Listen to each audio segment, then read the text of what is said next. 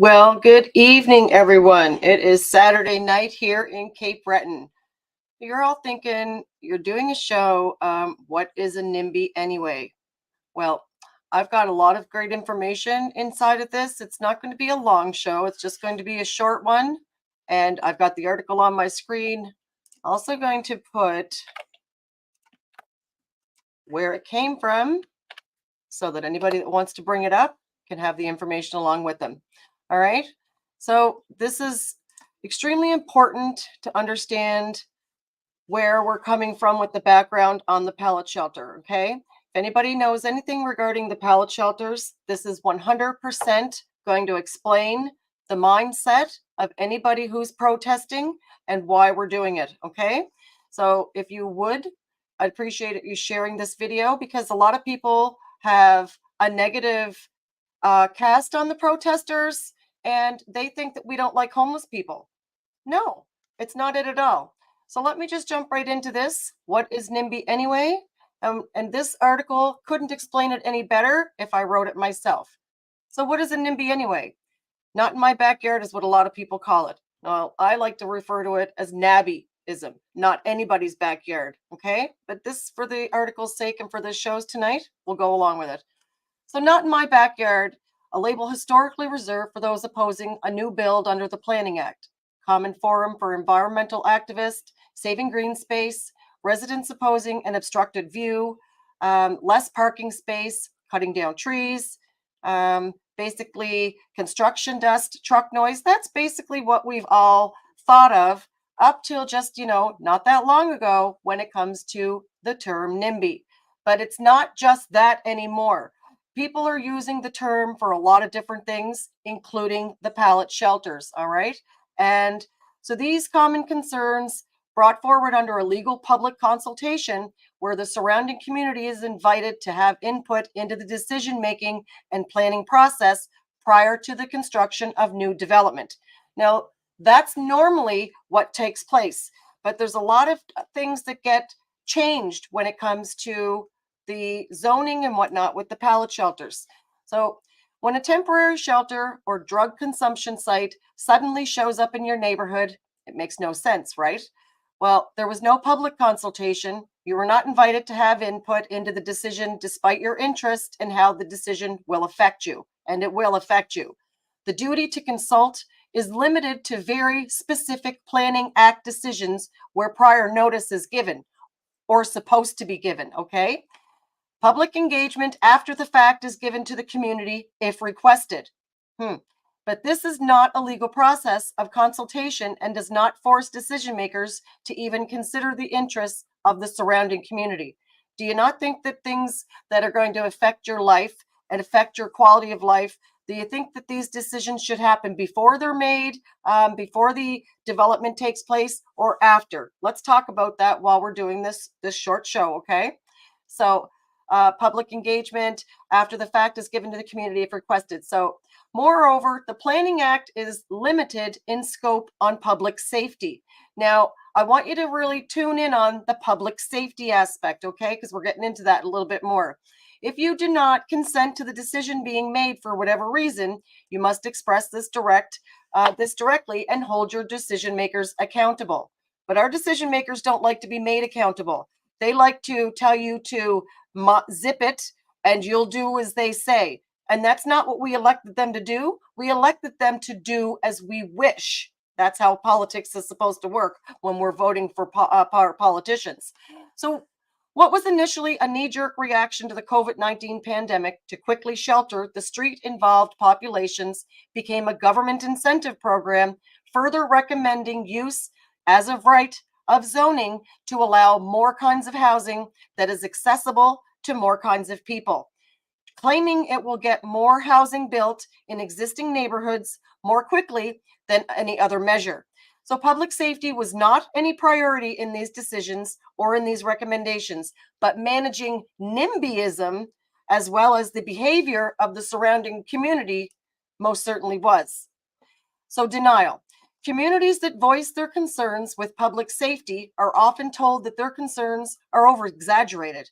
despite comparable data that tells us that these shelters will bring all sorts of dysfunction and danger to the neighborhood as well as the occupants. Now, I don't know what that means to you when you hear all sorts of dysfunction and danger to the neighborhood as well as the occupants. What do those words mean to you? To me, there's nothing positive in dysfunction or danger to the occupants or to the residents. All right? Keep that in mind as we continue to go further into this Pandora's box, as my friend Donald would call it. So, next is the category of intimidation. Residents are often told that due to the homeless crisis, the number one priority is to provide the shelter, as is, where is, because it will save lives. They are made to feel uncompassionate for being intolerant. Flyers will be distributed to residents near the shelter. Social media posts will promote the idea of being tolerant, compassionate, and ending the stigma of addiction. You're made to feel guilty for having concerns about your own safety and the safety of your family and children. You're made to feel guilty to feel concerns of your own safety. Does that sound proper, that you're made to feel guilty to have concern for your family's safety? That's what they're trying to normalize. But let's carry further. These guilt campaigns naturally leave the community feeling deflated and unheard after hours and hours of exhausting delegations and pleading with decision makers to repurpose the property or relocate to a location that is not child centric. Child centric. All right. So let's continue. The article goes on to explain weaponizing human rights. Neighborhood opposition to affordable and supportive housing for people who are experiencing homelessness, many of whom experience mental health and addiction disabilities, is not technically in violation of any human rights, but opposing the people living at the shelter is called people zoning. And yet, we know that most of the homeless population have serious mental illness and chronic drug addiction, or both. All right, and require intensive health supports to successfully live within the community without relapse into drug use.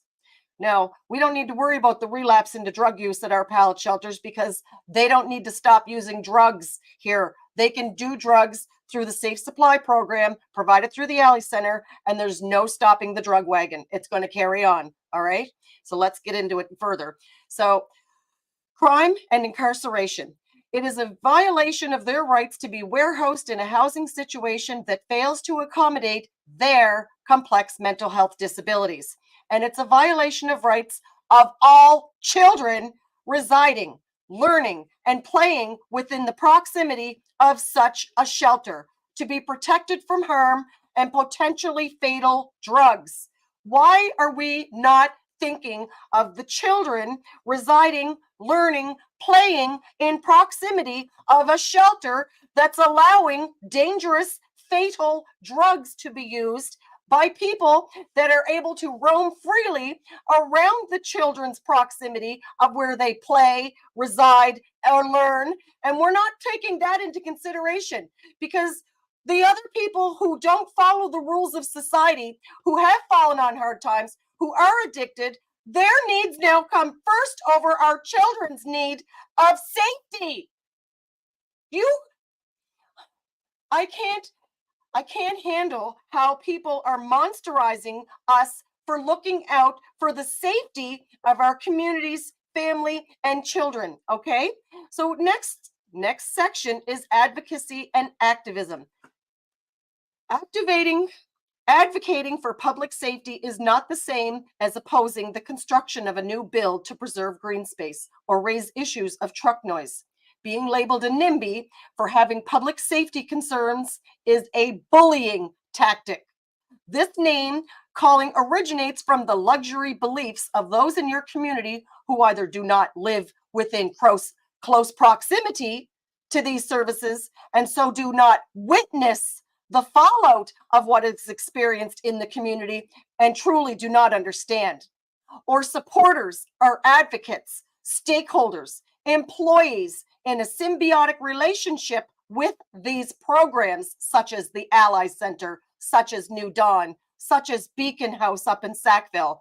Those people are fighting tooth and nail that we are against it. We are against the safety of our children and community. Okay? So, again, another form of NIMBYism can be characterized as anyone who supports the current location of the services directly or indirectly on virtue that they exist in your neighborhood, and thankfully not theirs, because you won't find any of these shelters near Erica Shea or near Rankin McSween or near Elise McLean or near Christine Robinson. They wouldn't dare live near these places because they know the type of clients they're servicing. But we're okay to have them near our children, just not theirs. Okay? While most residents who live near a low barrier shelter will be tolerant, bless your tolerant little hearts, really, they draw the line at toxic compassion and have difficult time accepting shelter programs that lack oversight and are enabling substance abuse while taking no accountability for the fallout of what happens in the community. Now, I didn't write this article. I've shared this article and where the source of it came from. This has been written because this is an actual concern to more than just the community of Cape Breton, the radar base, the pier. These are actual concerns for anybody who has children or seniors or anyone who is in the proximity of being in danger of toxic drugs. Okay? That is the point of this short little podcast. And I just felt it was quite necessary because there's a lot of people who are trying to make me look like a monster. So if you think that I'm a monster because I am caring for more of your safety and your just being concerned for your children and making sure that your community remains a safe and nice place for you to go home to, like the people at New Dawn, they've got a wonderful place to go home to at the end of the day. And they're sending people with security to my home. Let's just see what Janet's been going through since I've had gone to New Dawn's radar base location, all right, and had to, face. Now I've got this man, Pete Smits is his name, which is just ironic that he's a sheriff by day and in evening he works for security to make sure that people like New Dawn can have, people like me intimidated, because he is coming to my home at my door to make sure what is he, that I'm not allowed to drive on the public road? Really? So I'm looking for my security footage here. Give me a second. I'm going to share what's been coming to my door, sent and paid for by New Dawn with your tax dollars, because they're a not-for-profit, but they've got quite a bit of profit where they can send lawyers to get people to have security paid for, more than one, okay? More than one security person. And they don't mind having these people, and I'm sure they're not cheap, and they're sending them to my door, to Donald's door. They're sending them to whoever answers the door to take a piece of paper to tell me to stay off of public land. I find that's quite interesting. Quite interesting indeed. I'm just queuing up this video so you can see what has been going on with me, okay? Hold on. Pause this. And you might recognize them. I'm sure this video is going to be interesting for you guys. Just hold on. We pull this one down. We're going to stop that one.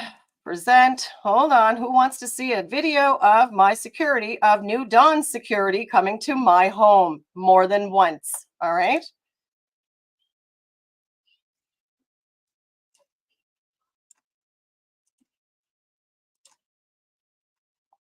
Here he is. Who recognizes this guy?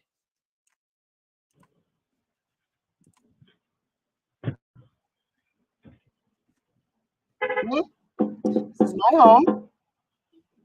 But guess what Janet knows? Janet knows, Pete, that you have zero authority. Okay? There's Pete's little buddy. So New Dawn's sending 2 people to my door. And they're not cheap. These guys work for a good hourly wage. And so they drove out here. I live out in the country. You know, he's got his papers in his hand. And he's trying to serve me papers to stay off of a public area, a road that CBRM sends buses through, that CBRM plows, the CBRM fixes the roads, okay? And I'd even be willing to bet the CBRM sending the garbage crew in there to pick up the garbage. But yet, this man with his little folder there in his hand is trying to serve me papers. Yeah. So he left a card, and I thought, yeah, okay, this guy's not coming back, him and his buddy. Well, I thought wrong. Let's find the next day's video. Hold on. He came back. He tried a different knocking tactic, but hold on. So when I'm getting messages from people and they wonder why I'm upset or cranky or hold on now. The second video will be here in just a minute. So someone can let Pete know that he'll never be putting papers in my hand. I don't want them. I don't take things that I don't want. He thinks he's just going to intimidate me? No. No, he won't. You'll notice again.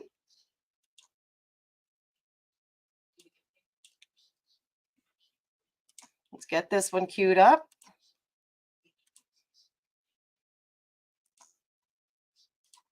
Here's last night's video of Pete, again, coming to my door. Hi, darling. So let's share Pete Friday.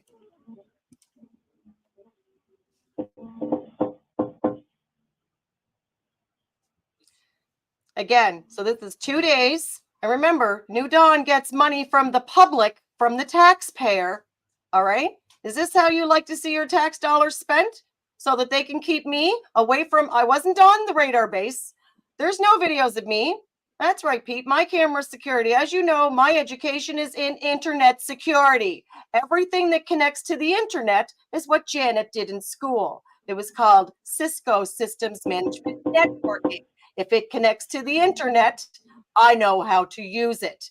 I know how to configure it, which means anything that connects wirelessly, Wi-Fi, data, connecting it through mega systems and networks. Yes, that's what my education is, Pete. Now, it's unfortunate the video didn't pick up all the sounds because I let Pete know that if he comes back here again, he tried a different vehicle, he tried a different knock. But the thing is, yes, bye-bye, Pete, that Pete's not welcome here. And Pete's going to be charged for trespassing on my property if he comes back. Okay? Pete, you don't need to worry about ever coming here discreetly because there's 5 cameras around just this little area here. Up front, there's 3 more cameras. Over across, there's just a couple of more cameras. I've got 4K HD. My cameras are the most sophisticated that you can get. They'll censor you. They'll monitor pets. There's nothing that my cameras won't detect. So I would recommend you staying away from me, Pete, because nothing good will come for you and your business. All right. Nothing good is going to come from people calling us NIMBYs. Nothing is going to come from trying to shame us for protecting community members, children, and seniors. All right. These people are trying to brainwash everyone around and make us look like we're the bad guys. We are not the bad guys. We're not against people having homes. We're against crime and people that are living around the shelters getting harassed, getting hurt, all right? Because the people who are working for these places feel that it's okay for them to shame everybody who has anything to say against them. Anyhow, that's my short little podcast, again, full of valuable education, information, and always the truth. Janet with Cape Breton Originals out. Thanks for tuning in. Be sure to share this video. I appreciate it.